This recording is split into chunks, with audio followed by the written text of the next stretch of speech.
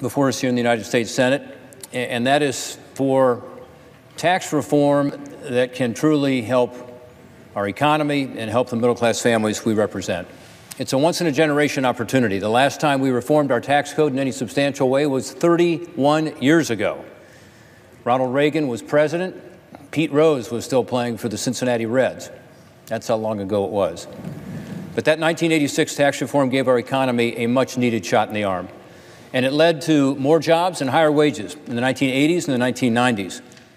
Now, 31 years later, after a decade of disappointing growth and flat wages, we need that shot in the arm again.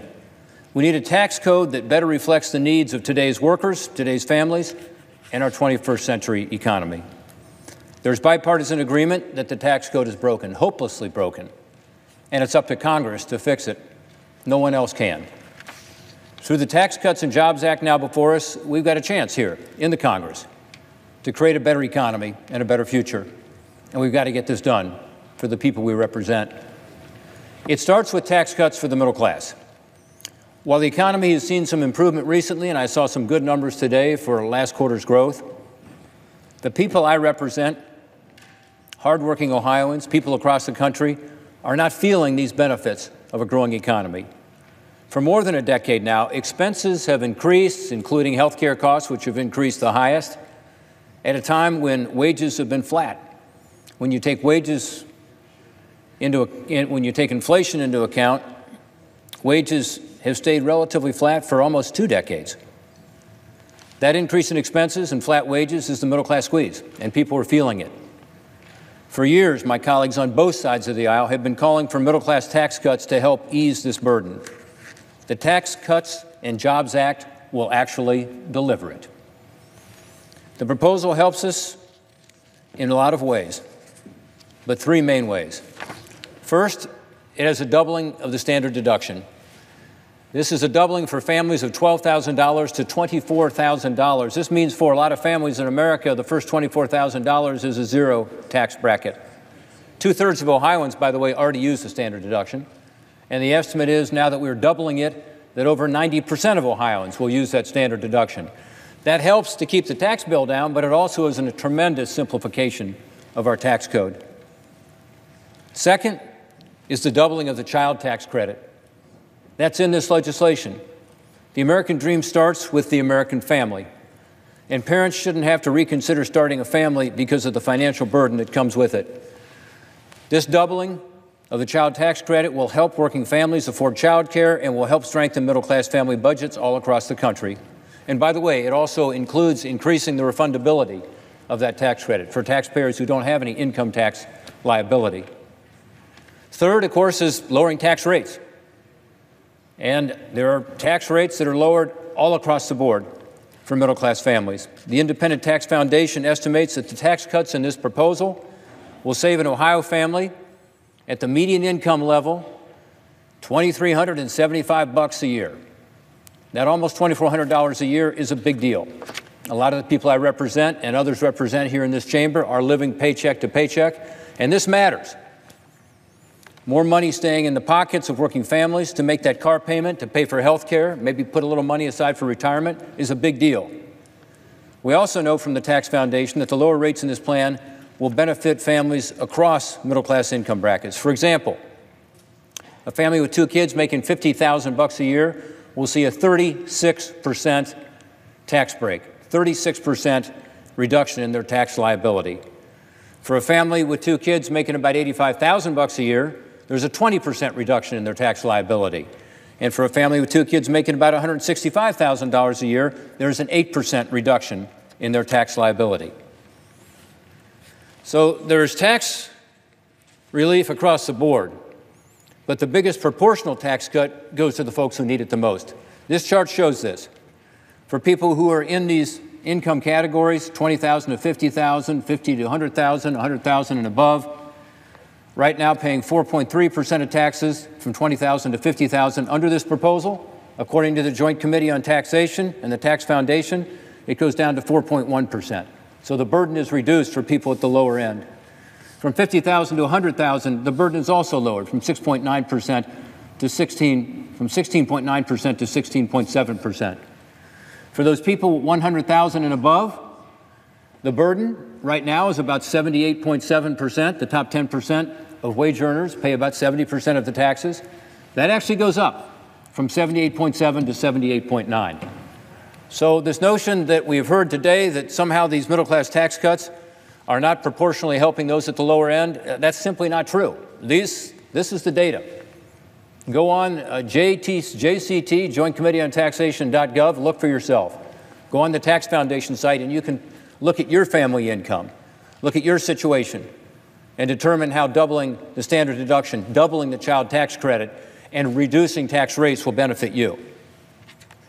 The biggest proportional tax cuts, again, go to people who need it the most.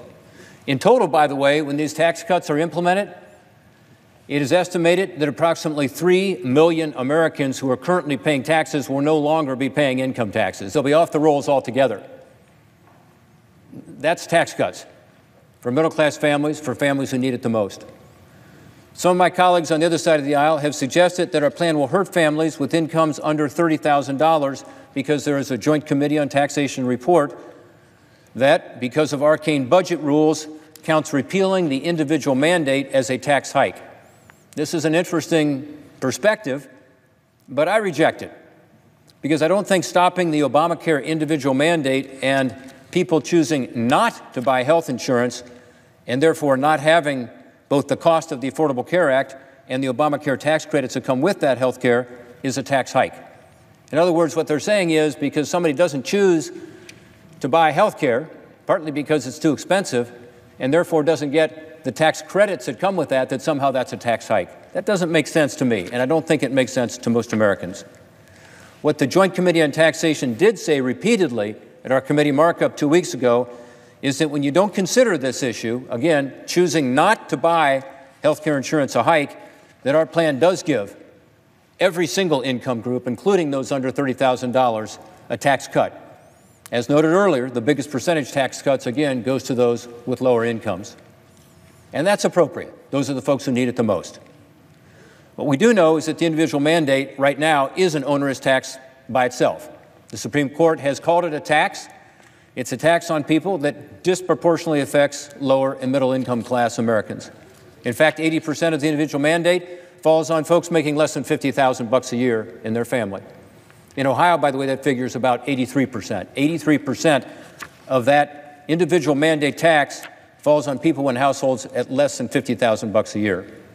So getting rid of this penalty removes the financial burden unfairly affecting those working families, and then we use the savings from that the Congressional Budget Office says we get from this to increase the child tax credit and to reduce tax rates on the middle class. That's one reason we have better middle class tax cuts in our bill. So providing immediate relief to the family budget is incredibly important. But beyond that, the tax reforms on the business side will make American workers and companies more competitive, create more jobs and better wages, and that, to me, is just as important in terms of helping middle-class families in my home state of Ohio. Why? Because when you reform the business tax code to make it competitive, the benefit goes to workers and working-class families all over this country. The U.S. has the highest corporate tax rate now in the industrialized world. One study by the bipartisan or nonpartisan Congressional Budget Office estimates that workers bear 70% of the burden of our corporate tax rate being so high. Others say it's less than that. Others say it's more than that. But all say that workers benefit.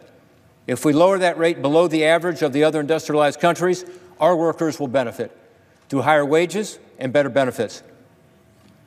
And by the way, that benefits middle-class families well beyond these direct tax cuts that we were talking about earlier. A recent study by Ernst & Young, the accounting firm, said that if we had had the tax rate that we have in this proposal, a 20% tax rate on these businesses, if we'd had that in place since 2004, there would be 4,700 more U.S. companies today. Let me repeat that. They're saying that 4,700 companies that were American companies have become foreign companies because of our tax code. And if we had put in place these changes back 13 years ago, those companies would still be American companies, hiring more American workers and investing more money here. We did some research on this, some investigation in the Permanent Subcommittee on Investigations over the past few years, and we determined that, in fact, when companies are taken over by a foreign company because of our tax code, or when U.S. companies choose to go overseas and invert because of our tax code, what happens? We lose jobs, and we lose investment here in this country. It matters, and it matters a lot to the communities where those employees are lost and where those businesses have left. The 20% tax rate is going to be more jobs and more investment coming right here to this country instead of going overseas. It's also true that there'll be more foreign investment here. Companies now that are trying to decide, are they going to invest in America or are they going to invest in some other country with a lower tax rate and with the expensing we have in this bill to be able to write down new investments that they're making, is going to encourage them to make an investment here in the United States rather than other countries. That will increase jobs too. The Tax Foundation estimates, by the way, that because of this new investment, the higher productivity that comes with it, because of this tax reform proposal, we will create nearly 1 million new American jobs and more than 35,000 jobs alone in my home state of Ohio. In addition to providing relief for middle-class families and making this business rate more competitive for American companies and workers, the tax reform does a lot to level the playing field internationally. This is really important. Right now, American workers are forced to compete with one hand tied behind their back because of our tax code. A broken tax code is something that must be fixed because it's irresponsible to tell the American worker, you've got to get out there and compete, but guess what? Your foreign competitor has a big advantage over you.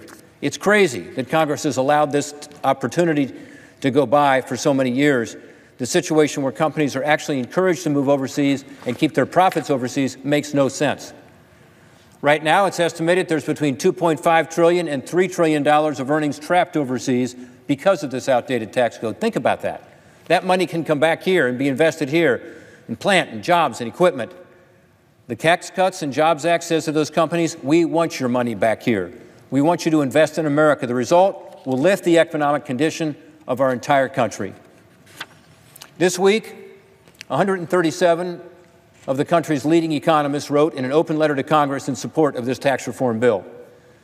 These former heads of government economic agencies, leaders of economic policy groups, and leading academics said quite simply, and I quote, economic growth will accelerate if the Tax Cuts and Jobs Act passes, leading to more jobs, higher wages, and a better standard of living for the American people. That's 137 economists in an open letter. I encourage you to take a look at it online.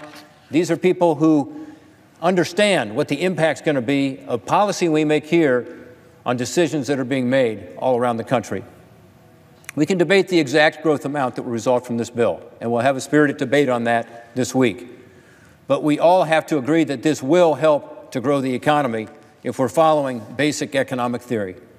And by the way, their letter also states, and I quote, $1 trillion in new tax revenue for the federal government can be generated by a 0.4% increase in GDP growth, end quote. In other words, what they're saying is that if there's just a slight increase in economic growth because of this tax reform bill compared to the number we have to use here, that this will result in actual new revenue coming into the government to pay down the debt.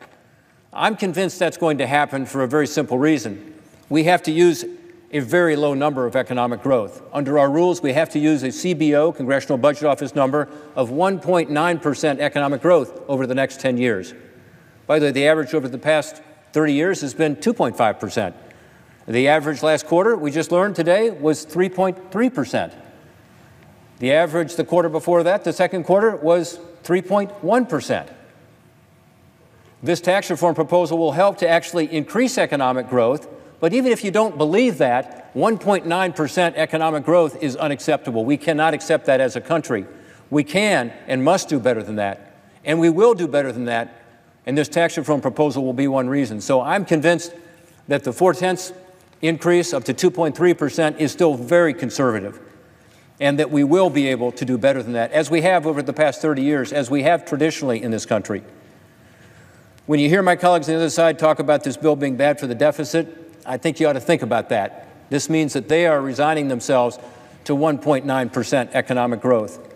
That, to me, is not acceptable for our country, and I don't think that's what we will see. Of the $44 trillion in new revenue estimated to be coming in over the next 10 years, yes, out of that amount, we're suggesting $1.5 trillion be a tax cut relative to that, again, very low economic growth of 1.9%. About a third of that, by the way, is by simply using what we should use, which is the right policy baseline. So you end up with about $1 trillion in tax relief.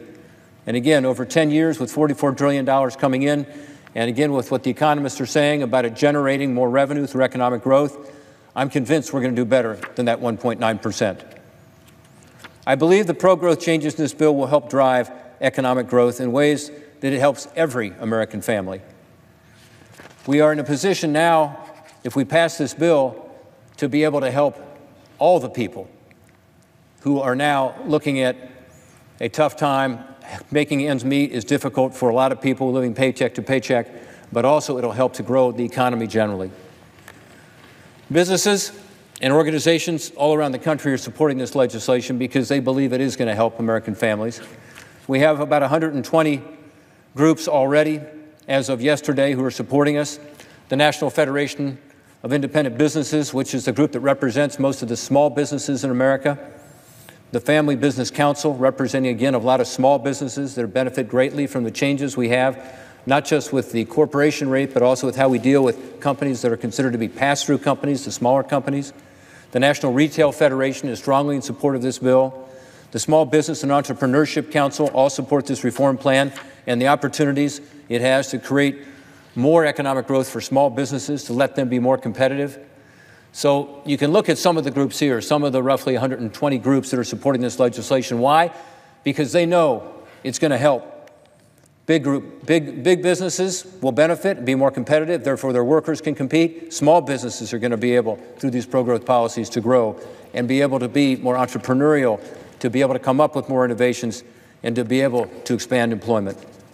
We can also estimate the savings for the middle-class family in every tax bracket, as I said. But what can't be measured as easily is the economic boost this is going to have for everybody.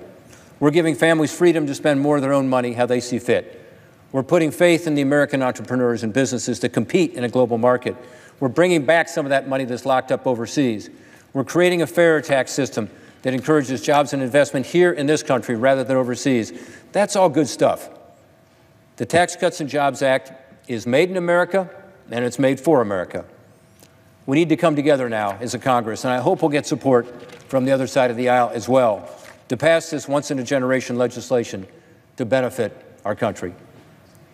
Thank you, Mr. President. I yield back my time.